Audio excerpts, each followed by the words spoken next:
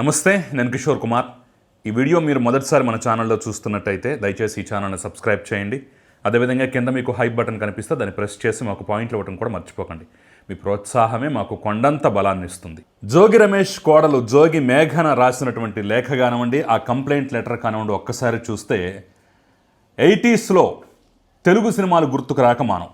నపుంసకుడైనటువంటి కొడుకుకు ఒక అందమైన అమ్మాయినిచ్చి పెళ్లి చేయటం, ఆ తర్వాత అత్తగారి ఆరళ్ళు, మామగారి ఆరళ్ళు, అత్తగారి తరపు మామగారి తరపు బంధువుల వేధింపులు, ముఖ్యంగా ఆడపడుచుల యొక్క వేధింపుల పర్వం, చివరికి కిరోసిన్ బోసో గ్యాస్ లీక్ చేసో ఆ కొత్త కోడలను తగలెట్టినటువంటి వైనం, కట్నం కోసం పిశాచాల్లో పీక్కు తినేటటువంటి అంశాలన్నీ మనకి 80స్లో సినిమాల్లో కనిపించాయి.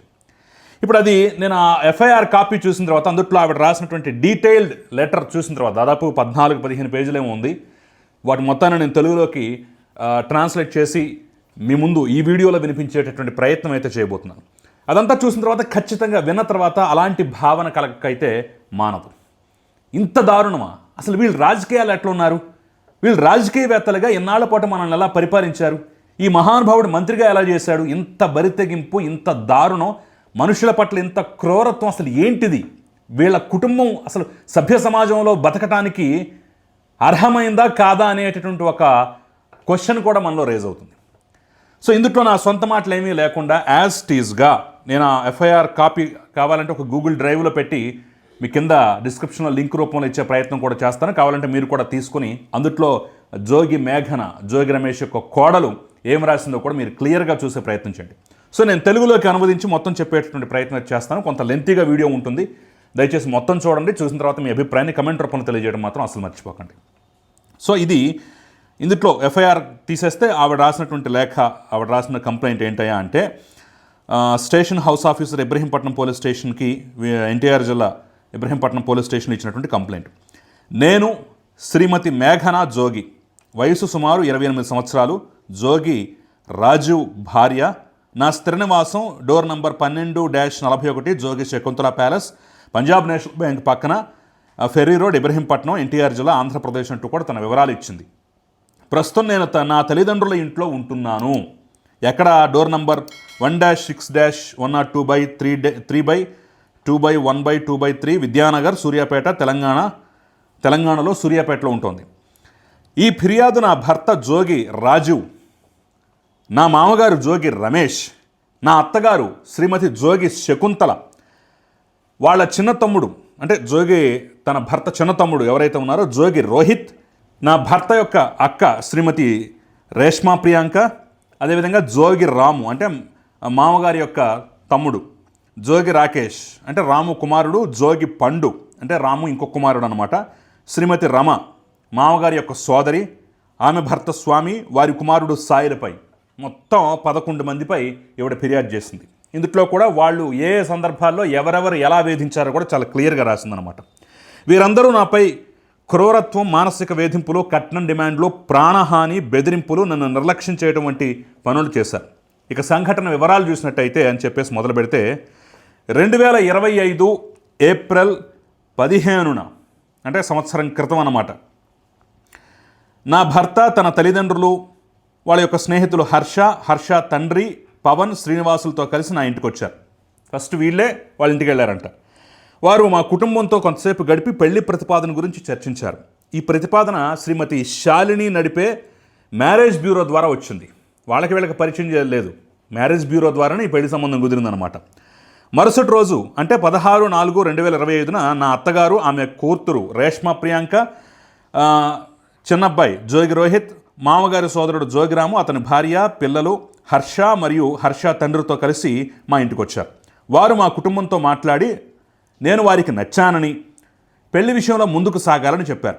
ఇంకా వివరాలు చర్చించడానికి మా కుటుంబం వారి ఇంటికి రావాలని కూడా కోరారు.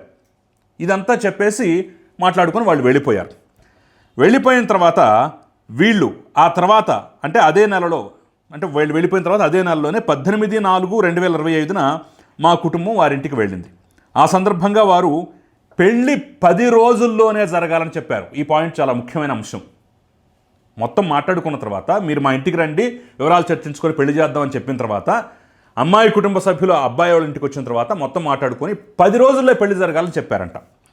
మేము స్పష్టంగా చెప్పాం ఆ మాటకి, ఇంత తక్కువ సమయంలో అన్ని ఏర్పాట్లు చేయడం సాధ్యం కాదని అంతా చెప్పి మా వాళ్ళు వాళ్ళ ఇంటి నుంచి తిరిగి వచ్చేసారు. మా ఇంటికి వచ్చాక మా కుటుంబ సభ్యులు ఈ విషయం గురించి చర్చించి తగినంత సమయం లేకపోవడం వల్ల ఈ పెళ్లి ప్రతిపాదన రద్దు చెయ్యాలని మేము నిర్ణయించుకున్నాము. ఆ నిర్ణయాన్ని మ్యారేజ్ బ్యూరో నడిపే శ్రీమతి శాలినికి తెలియజేశారు. సో ఫస్టే వీళ్ళు ఇలా మాట్లాడుతున్నారంటే 10 రోజులు అంటున్నారు, సాధ్యం కాదు కదా, ఈమె సంబంధం మాకు సెట్ అవ్వదులే అని చెప్పేసి వెంటనే రద్దు చేసుకుందాం అనుకున్నారు. ఈ సంబంధం వద్దు పాడొద్దు అని చెప్పేసి రద్దు చేసుకుందాం అనుకున్నారు. ఆ విషయం మ్యారేజ్ బ్యూరో వాళ్ళకు కూడా చెప్పారు. చెప్పిన తర్వాత 27/4/2025 అంటే ఏ రకంగా గొంతు కోసారని చాలా క్లియర్గా తెలిసే అంశం. నా భర్త నాకు ఫోన్ చేసి సుమారు 20 నిమిషాల పాటు మాట్లాడాడు. ఆ సంభాషణలో పెళ్ళెందుకు రద్దు చేశారు అని అడిగి తాను నన్ను ప్రేమగా ఆప్యాయంగా చూసుకుంటానని చెప్పాడు. నన్ను చాలా ఇష్టపడుతున్నానని మళ్ళీ ఆలోచించి నిర్ణయం తీసుకోవాలని కోరాడు. అదే రోజు అతని కుటుంబం వారు అంటే జోగి రమేష్ బావ స్వామి, జోగి రాము అంటే తమ్ముడు అన్నమాట, నా తండ్రికి ఫోన్ చేసి ఒప్పించడానికి ప్రయత్నించారు. మే నెల చివరిలో పెళ్లి జరపాలని ఒత్తిడి చేశారు. మళ్ళీ మే 2025లో స్వామి మరియు జోగిరాము మా ఇంటికి వచ్చారు. వారు మా కుటుంబానికి చెప్పింది ఏంటంటే తమది రాజకీయ కుటుంబం కాబట్టి పెళ్లి ఘనంగా జరపాలని, చాలామంది మంత్రులు ఎమ్మెల్యేలు వస్తారని చెప్పారు. సుమారు 20,000 మంది ప్రజలు హాజరవుతారని, అందుకు అతిథులకు వెండి వస్తువులు రిటర్న్ గిఫ్ట్గా ఇవ్వాలని కూడా డిమాండ్ చేశారంట. 20,000 మంది వస్తే అతిథులకి వెండి గిఫ్ట్లు ఇవ్వాలని డిమాండ్ చేశారంట. ఇక చూడండి వీళ్ళ ఆశ ఎట్లుందో. ఈ చర్చల సందర్భంగా వారు ఈ కింది వస్తువులు మరియు మొత్తాన్ని డిమాండ్ చేశారు. ఎంగేజ్మెంట్ తర్వాత మేము వాళ్ళు డిమాండ్ చేసినవన్నీ ఇచ్చామని చెప్పేసి ఆ లిస్ట్ ఇచ్చింది.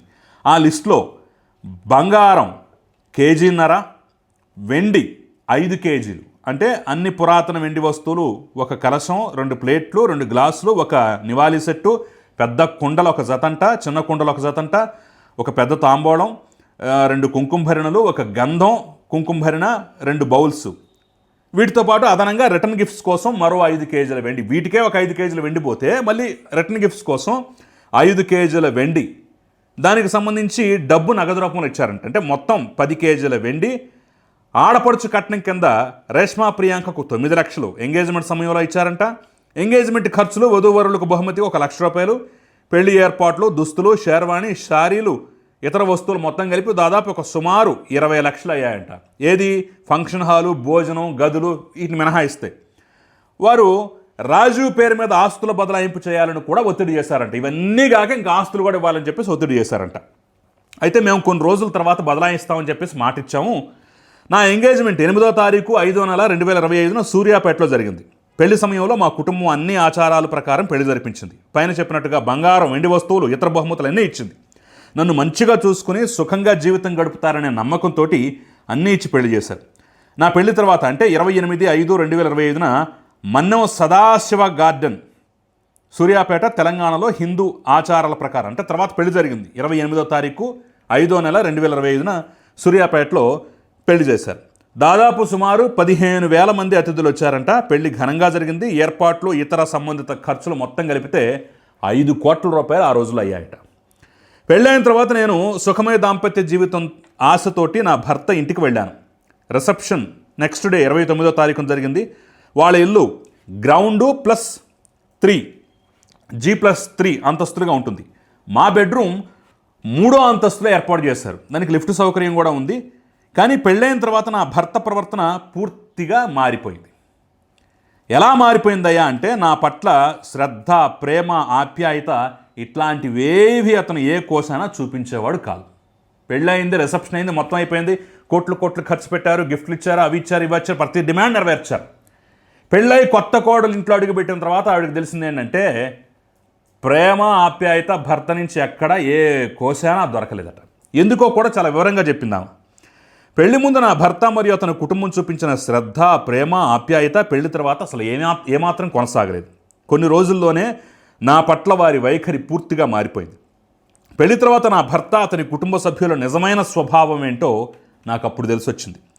30/5/2025 ఆచారాల ప్రకారం నేను మరియు నా భర్త మా తల్లిదండ్రుల ఇంటికి వెళ్ళి 2 రాత్రులు అక్కడే ఉన్నాం. కానీ మొదటి రాత్రి నుంచే నా భర్త నాతో మాట్లాడటానికి ఇష్టపడలేదు. ఇది ముఖ్యమైన పాయింట్, నోట్ చేసుకోవాల్సిన పాయింట్. డే 1 మొదటి రాత్రే, ఫస్ట్ నైట్ రోజు నుంచే అతను అసలు భార్యతో మాట్లాడటానికి ఇష్టపడలేదట. వివాహ జీవితం కోసం, దాంపత్యం కోసం ఇంత మించి మనం చెప్పక్కర్లా, వివరించక్కర్లా. దాంపత్య జీవితం కోసం ఎలాంటి ఆసక్తి చూపలేదట. పెళ్లి ఘటాల వల్ల అలసిపోయి ఉంటాడు అని చెప్పేసి అనుకొని నేను అంతకుమించి ఎక్కువగా మాట్లాడలేదు, ప్రశ్నించలేదు.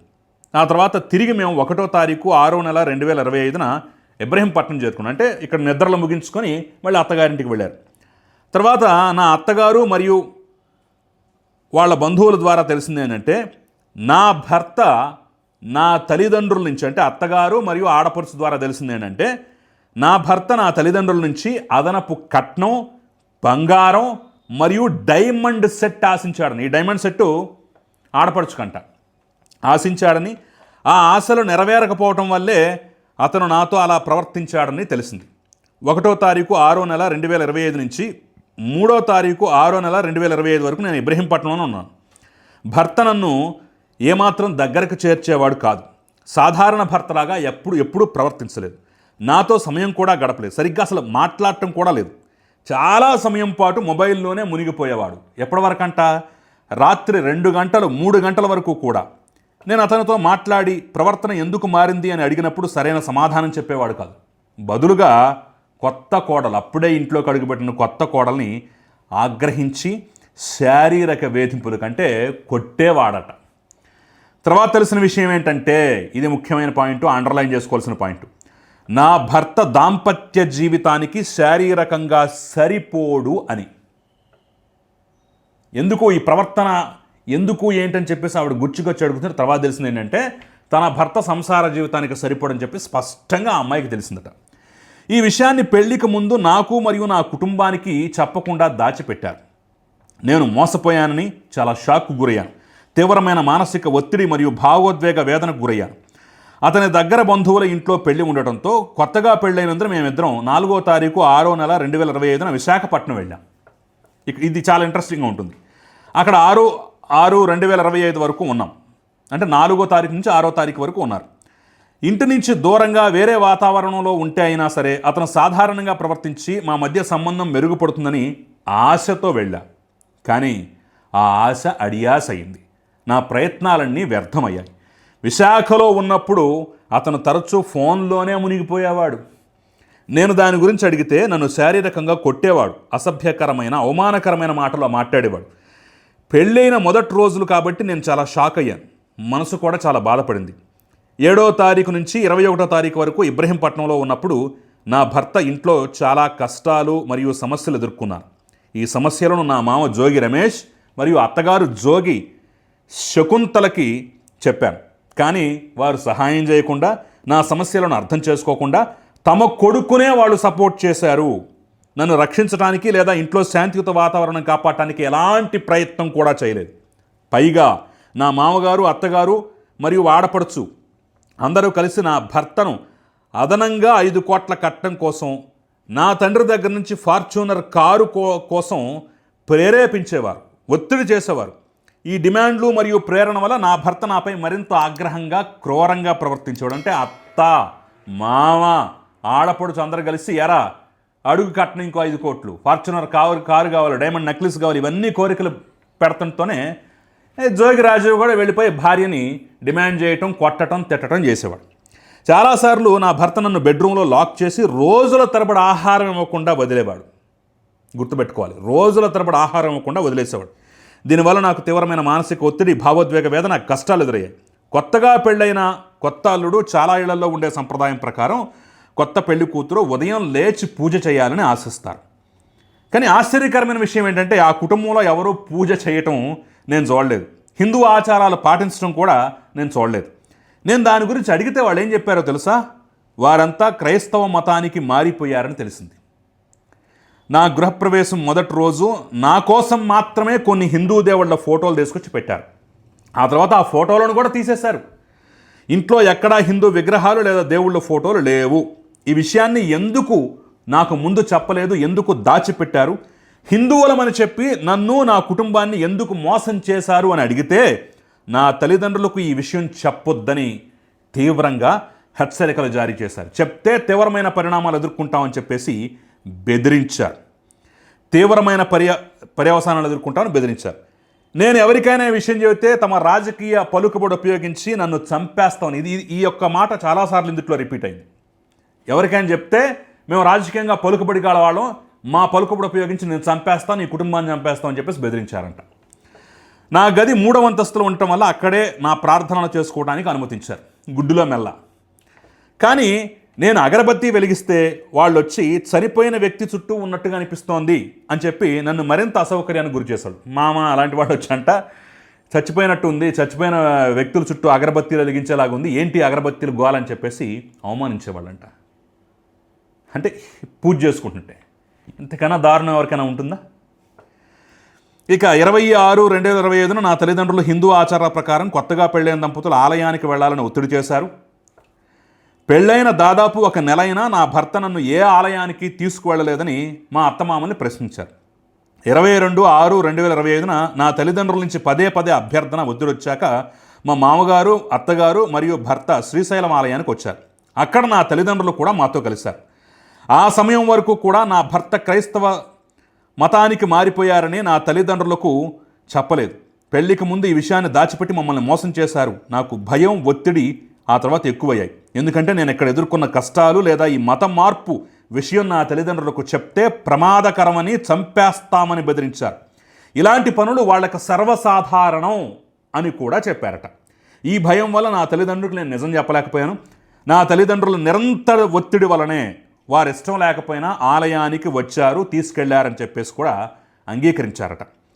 ఇక 23/6/2025 ఆషాఢ మాసం కాబట్టి తెలుగు సంప్రదాయం ప్రకారం అమ్మాయి పుట్టింటికి వెళ్ళిపోతుంది. నా తల్లిదండ్రులు కూడా నన్ను తీసుకెళ్లారు. అక్కడికి వెళ్ళిన తర్వాత కూడా నేను నా భర్తను మెసేజ్ల రూపంలో, వాట్సాప్ సందేశాల రూపంలో నిరంతరం సంప్రదించేదాన్ని. అతను ఎలా ఉన్నాడో అడిగేదాన్ని. అయితే ఆరోగ్యం గురించి అడిగినా, దేని గురించి అడిగినా నా భర్త సరిగ్గా సమాధానం ఇచ్చేవాడు కాదు. నా పట్ల ఎలాంటి శ్రద్ధ, ప్రేమ, ఆప్యాయత అతను నాకు చూపలేదు. అతని ప్రవర్తన నాకు మానసిక వేదన కలిగించింది, నన్ను నిర్లక్ష్యం చేసినట్టుగా అనిపించింది. ఇక 28/6/2025 మా పెళ్ళై 1 నెల పూర్తి కావడంతో మా దాంపత్య జీవితం సరిగ్గా సాగటం లేదు. ఈ కాలంలో నా తల్లిదండ్రులు నన్ను సర్ప్రైజ్ చేయడానికి అని చెప్పేసి ఒక పని చేశారు. ఆషాఢ మాసం కాబట్టి అబ్బాయికి సర్ప్రైజ్ ఇవ్వటం కోసం అని చెప్పేసి సడన్గా నువ్వు వెళ్ళు, కానీ అత్తగారి ముఖం చూడకూడదు కాబట్టి నువ్వు డైరెక్ట్గా లిఫ్ట్ ద్వారా పైకి వెళ్ళు, మేము గ్రౌండ్ ఫ్లోర్లో ఉంటామని చెప్పేసి నన్ను ఇబ్రహీంపట్నంలో వాళ్ళ ఇంటికి తీసుకొచ్చారు. తీసుకొచ్చిన తర్వాత నేను వాళ్ళు చెప్పినట్టుగానే సర్ప్రైజ్ ఇవ్వటం కోసం అని చెప్పేసి డైరెక్ట్గా లిఫ్ట్తో 3rd ఫ్లోర్కి వెళ్ళాను. నా రాక గురించి భర్తకు తెలియకపోవటం వల్ల నన్ను చంపపై కొట్టాడు. ఇలాంటి సర్ప్రైజులు మళ్ళీ చేస్తే నిన్ను చంపేస్తా, సర్ప్రైజ్ ఇంకోసారి నాకు ఇలాగే ఇచ్చామంటే నేను చంపేస్తా అని చెప్పేసి బెదిరించాడంట. నా చెంప ఎర్రబడింది, కళ్ళల్లో నీళ్లు తిరిగాయి. నా ఆ రాక అతనికి సంతోషాన్ని ఇవ్వలేదు, ఆశ్చర్యాన్ని కూడా కలిగించలేదు, కానీ నాకు మాత్రం వేదన మిగిల్చింది. నా స్థితిని చూసి నా భర్తను అడిగారు. అతని ఆగ్రహం మరియు అధికార ధోరణి గురించి నా తల్లిదండ్రులు ప్రశ్నించారు. అయితే అందరి ముందు అప్పుడు మాత్రం అతను క్షమాపణ చెప్పాడట. ఆ తర్వాత 3వ తారీఖు 7వ నెల 2025 వరకు నా భర్త తరచుగా నాతో వాదనలు చేసేవాడు. నేను అతనికి దగ్గరగా వెళ్ళి మానసిక లేదా శారీరక సాన్నిహిత్యం కావాలని ప్రయత్నించినప్పుడల్లా నన్ను తోసేసి దూరంగా ఉండేవాడు. గంటల తరబడి బాత్రూంలోనే ఉండేవాడు. కొన్నిసార్లు రాత్రి 3 గంటల వరకు ఫోన్లోనే మాట్లాడుతూ అక్కడే గడిపేవాడు. ఇక ఈ పొడవైనటువంటి ఫోన్ సంభాషణ గంటల తరబడి ఎవరితో మాట్లాడుతున్నావు అని చెప్పేసి అడిగితే అమెరికాలో స్నేహితులు ఉన్నారు, వాళ్ళతో మాట్లాడుతున్నా అని చెప్పేసి సమాధానం ఇచ్చేవాడట. నా అత్తగారికి ఈ విషయాన్ని ఒకరోజు తెలియజేశాను. నా భర్త శారీరక సాన్నిహిత్యం పట్ల ఎలాంటి ఆసక్తి చూపడం లేదని, రాత్రి సమయాల్లో నిరంతరం ఫోన్ కాల్స్ మాట్లాడుతూ ఉంటున్నాడని ఈ అమ్మాయి వెళ్ళి అత్తగారికి చెప్పింది. అందుకు అత్తగారు గోవా వెళితే అతని మనస్సు మారి సమస్య పరిష్కారం అవుతుందేమో అని చెప్పేసి సలహా ఇచ్చిందట. అయితే భర్త మునుపటి ప్రవర్తన పట్ల అతనితో వెళ్ళటం సురక్షితం కాదని చెప్పేసి తాను భావించి తనకు ప్రాణభయం ఉంది కాబట్టి అదే సందేహాన్ని వ్యక్తం చేస్తే అప్పుడు నా భర్త కజిన్ ఒక లేడీ మాతో పంపిస్తాను, మీకు సౌకర్యంగా ఉంటుందని చెప్పేసి హామీ ఇచ్చిందట అత్తగారు. 4/7/2025 మేము గోవాలో మధ్యాహ్నం 3:30కు దిగాం. భర్త బంధువు జోగి రోహిత్ అంటే చిన్న తమ్ముడు, ఊహ, సాయి, రాకేష్, పండు, లక్కీ, విక్కీ వీళ్ళందరితో కలిసి హనీమూన్కి వెళ్ళారట. హనీమూన్ అంటే భార్య భర్త వెళతారు. వీళ్ళతో పాటుగా చిన్న తమ్ముడు, ఇంకా 1 2 3 4 5 6 7 భార్యాభర్తలు కాకుండా 7 హనీమూన్కి పంపించింది. అంటే మరి ఇదేం విచిత్రమో అర్థం కాని పరిస్థితి. సరే వెళ్ళాము, 2 కార్లు అద్దెకి తీసుకుని నార్త్ గోవాకి వెళ్ళాము. అక్కడ ఒక విల్లా బుక్ చేశారు. అదే రాత్రి వారు నన్ను డిన్నర్కి తీసుకెళ్లారు. కొత్తగా పెళ్ళై కొత్త ప్రవేశం కాబట్టి నేను భర్తపై ఆధారపడ్డాను. కానీ అతని సపోర్ట్ కానీ ఓదార్పు కానీ నాకు లభించలేదు. నేను అతనికి దగ్గరగా ఉండాలని ప్రయత్నించినప్పుడల్లా అతను చిరాకు పడి హనీమూన్లో ఇతరుల ముందే అరిచి తిట్టి కొట్టేవాడట. ప్రయాణమంతా భర్త అతని బంధువులు నన్ను వివిధ చోట్లకు సమావేశాలకు తీసుకెళ్లారు. నేను అసౌకర్యంగా ఉందని చాలాసార్లు చెప్పినా వాళ్ళు నా భావాలు అసలు పట్టించుకోలేదు. భర్త నన్ను చిన్నచూపు చూసేవాడు. నా జీవన శైలి మరియు మా నేపథ్యం గురించి చాలా చులకనగా మాట్లాడేవాడు. నువ్వు నా సామాజికపు ఆర్థిక స్థితికి సరిపోవు అని చెప్పేసి నిత్యం పదే హేళన చేసేవాడట. ఇక ఆ సమయంలో ఏం మాట్లాడలేక మౌనంగా ఉండిపోయిందట. ఇక 6/7/2025 వారు నన్ను డిన్నర్కి తీసుకువెళ్ళారు. 7/7/2025 రాత్రి సుమారు 2 గంటలకు భర్త తన గదికి వెళ్తానని చెప్పాడు. నేను కూడా అతనితో పాటే వస్తానని చెప్పాను. కానీ అతను పార్కింగ్ నుంచి కారు తీసుకొస్తానని చెప్పి వెళ్ళాడు. కానీ 30 నిమిషాలైనా ఆ పార్కింగ్ నుంచి తిరిగి రాలేదు. నన్ను ఒంటరిగా చీకటి మరియు నిర్మానుష్య ప్రదేశంలో నిలబెట్టి తాను గదికి వెళ్ళిపోయాడు. ఇంతకన్నా దారుణం ఏమైనా ఉంటుందా? హనీమూన్కి తీసుకెళ్ళి అక్కడి నుంచి ఏదో ఒక రెస్టారెంట్కి డిన్నర్కి తీసుకువెళ్ళి తెలియని ప్లేస్లో ఒక అమ్మాయిని అక్కడ వదిలేసి ఇదిగో ఇంకేముంది కారు తీసుకొస్తానని చెప్పేసి వెళ్ళి అక్కడ ఆ అమ్మాయిని వదిలేశాడు. ఏకంగా ఇంటికి వెళ్ళిపోయాడట, రూమ్కి వెళ్ళిపోయాడట. తెలియని ప్లేస్లో, గోవాలో ఒక తెలియని ప్లేస్లో ఒక అమ్మాయిని అర్ధరాత్రి కూడా కాదు, తెల్లవారుజామున 2 గంటలప్పుడు వదిలేసి ఇదిగో కారు తీసుకొస్తానని వెళ్ళిన భర్త రాకుండా అటు నుంచి అటు రూమ్కి వెళ్ళిపోయాడంటే ఎంత దారుణం ఇది, ఎంత క్రూరత్వం ఇది. అయితే నేను చాలా కష్టపడి గదికి చేరుకున్నాను. అతని చర్యల గురించి, ఎందుకు నన్ను ఒంటరిగా అంత ప్రమాదకరమైన నిర్మానుష్య ప్రదేశంలో వదిలివేశామని చెప్పేసి నేను అతన్ని అడిగాను. నాకు భయంగా ఉందని చెప్పాను. అప్పుడు అతను ఆగ్రహంగా మారి నన్ను కొట్టాడు. చెంపపై కొట్టి నిన్నెవరైనా చంపేస్తే బాగుంటుంది అని, నువ్వు నా జీవితం నుంచి తొలగిపోతే బాగుంటుందని, అందుకే అక్కడ నిన్ను వదిలేశానని చెప్పాడట. నా తల్లి, తండ్రి, సోదరుడు ఒత్తిడి చేయటం వల్లే నిన్ను నేను పెళ్లి చేసుకున్నాను అని కూడా ఖరాఖండిగా చెప్పాడట. మరి ఏడుపేద ముందే ఆడవచ్చు కదా. దీనివల్ల నాకు తీవ్రమైన మానసిక వేదన కలిగిందని, తర్వాత అతను ఈ విషయాలు మరొకరితో చర్చించడం కూడా నేను విన్నానని, భయంతో సురక్షితంగా లేదని అనుకొని అతని కజిన్ ఊహ ఉన్నటువంటి మరో గదికి వెళ్ళి ఆ రాత్రి అక్కడే గడిపానని చెప్పేసి కూడా రాసుకొచ్చింది. ఇక 7వ తారీఖు సాయంత్రం సుమారు 7 గంటలకు భర్త మరియు అతని బంధువులు నన్ను బిగ్ డాడీ క్యాసినోకి తీసుకెళ్లారు. అయితే నేను చాలాసార్లు అక్కడికి వెళ్ళటానికి నిరాకరించాను. అలాంటి చోటుకి వెళ్ళటం నాకు సౌకర్యంగా లేదని కూడా చెప్పాను. కానీ నా భర్త నాపై అరవటం, తన కజిన్స్ ముందు సీన్ క్రియేట్ చేయొద్దని చెప్పేసి గొడవ పట్టం చేశాడు. ఇక అతని ఆగ్రహం, ఒత్తిడికి భయపడి వేరే మార్గం లేక నేను కూడా వెళ్ళిపోయాను. అక్కడికి చేరుకున్నాక ఆ క్యాసినో నీటి మధ్యలో ఉందని తెలిసింది. ఇది ముందు తెలియకపోవడం వల్ల నేను చాలా భయపడ్డాను. భర్తను విల్లాకి తీసుకువెళ్ళమని అడిగాను. బదులుగా అతను అక్కడే ఉన్న బంధువులందరి ముందు అరిచి నన్ను అవమానించి కొట్టాడు. నాకు వేరే మార్గం లేక భయంతో వారితోనే ఉండిపోయాం. ఆ సందర్భంలో నాకు ఈత రాదని తెలిసిన భర్త కూడా క్యాసినో నుంచి బోట్లో తిరిగి వస్తున్నప్పుడు నన్ను బోట్లో నుంచి తోసేయడానికి ప్రయత్నించాడు. అంటే చంపడానికి ఫస్ట్ అటెంప్ట్ చేసేసాడు. దీనివల్ల నాకు అపారమైన భయం, ప్యానిక్ కలిగింది. 8వ తారీఖున గోవా నుంచి తిరిగి వస్తున్నప్పుడు మొదట విజయవాడ వెళ్ళాలనే ప్లాన్ ఉంది. కానీ గోవా నుంచి హైదరాబాద్కు తీసుకొచ్చారు. ఆ ప్రయాణం మొత్తంలో కూడా నన్ను నిరంతరం గొడవ పడ్డారు, నాతో ఇష్టం వచ్చినట్టు బిహేవ్ చేశారని చెప్పేసి కూడా చెప్పుకొచ్చింది. ఇక ఆ తర్వాత హైదరాబాద్ ఎయిర్పోర్ట్కి చేరుకున్న తర్వాత విజయవాడ వెళ్ళేది లేదని, బదులుగా హైదరాబాద్లో ఉంటామని చెప్పేసి హఠాత్తుగా చెప్పారు. అక్కడ నార్సింగ్లో ఉన్న ఒక విల్లాకి తీసుకెళ్లారు నన్ను. ఆ విల్లాలో నా భర్త కుటుంబం అంటే జోగి రమేష్, శకుంతల, రోహిత్తు, అదేవిధంగా రేష్మ, రాము అతని కుటుంబం, స్వామి అతని కుటుంబం. అసలు ఇంతమంది ఎందుకు వస్తున్నారో అర్థం కాదు. ఎప్పుడు ప్రతిసారి అందరూ ఈ 11 మంది మీద ఎందుకు కేసు పెట్టారో ఫస్ట్ నాకు అర్థం కాలేదు. కానీ ఇదంతా చూస్తుంటే ఏ సీన్లో చూసినా వీళ్ళే మొత్తం జనాభా. వీళ్ళతో పాటుగా 4 బౌన్సర్లు కూడా ఉన్నారట. 10వ తారీఖున నన్ను నార్సింగ్ విల్లా నుంచి ఘట్కేసర్లో ఒక ఫామ్ హౌస్కి తీసుకెళ్లారు. ఆ రోజు నేను రాజీవ్ను అతని ప్రవర్తన, ఫోన్ కాల్స్, నేను ఎదుర్కొంటున్న కష్టాలు, మానసిక వేదన గురించి ప్రశ్నించాను. దీని తర్వాత రాజీవ్, జోగి రమేష్, శకుంతల, రోహిత్, రేష్మ, ప్రియాంక, రాము, స్వాములు కలిసి నన్ను శారీరకంగా కొట్టారు. ఆ సంఘటనలో నన్ను కొట్టారు, తన్నారు, ముఖాన్ని దిండుతో కప్పి తీవ్రంగా వేధించారు. ఫామ్ హౌస్లో జరిగిన ఏ విషయం గురించి ఎవరికి చెప్పొద్దని హెచ్చరించారు. ఏమైనా చెప్తే నన్ను నా తల్లిదండ్రులను చంపేస్తామని బెదిరించారు. అలా చెప్తే వారికి ఏమీ పర్వాలేదని చెప్పేసి నువ్వు మాత్రం చచ్చిపోతామని చెప్పేసి బెదిరించడంతో తను మౌనంగా ఉన్నట్టుగా అయితే తెలియజేసింది.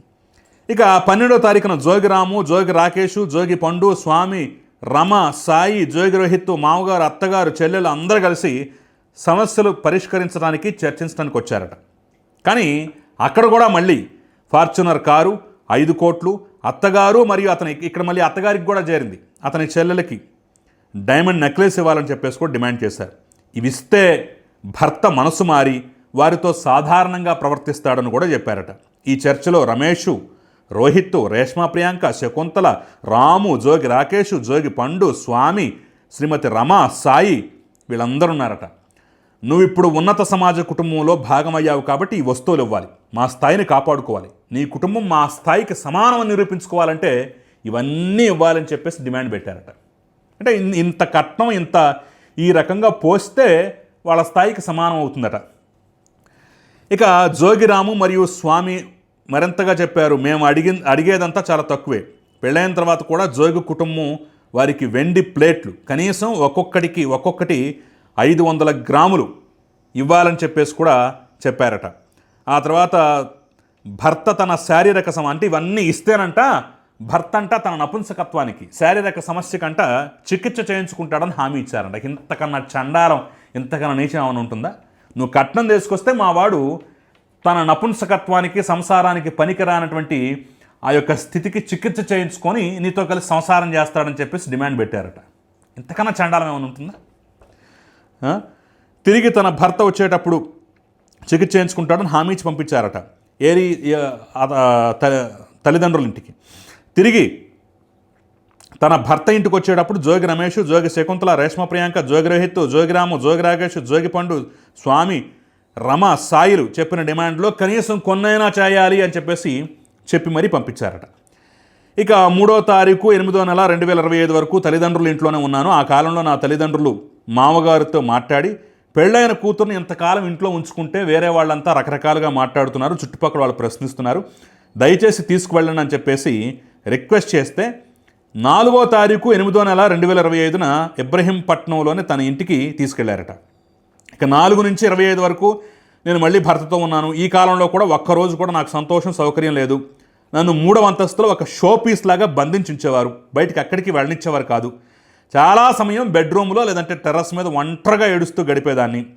ఇంటికి ఎవరైనా వచ్చినప్పుడు అడిగినప్పుడు మాత్రమే, మీ కాళ్ళు లేదని అడిగినప్పుడు మాత్రమే పిలిపించేవారట. అది కూడా వేరే వాళ్ళ ముందు శారీ కట్టుకోవాలి, మామూలుగా ఉండటం బాగోదని చెప్పేసి ఒత్తిడి చేశారట.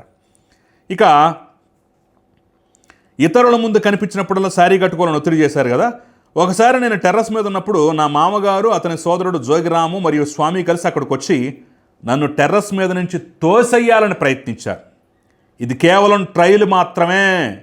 ఈ సంఘటన వల్ల ఇదేమైనా నీ తల్లిదండ్రులకు చెప్తే నువ్వు చనిపోయినటువంటి నీ శవాన్ని వాళ్ళు చూడాల్సి వస్తుందని చెప్పేసి కూడా బెదిరించారట. అంటే తోసేయాలని ట్రై చేసి ఇది ట్రైలే, ఎక్కువ మాట్లాడితే రేపు నీ శవం వెళ్ళిద్దని చెప్పేసి బెదిరించారట.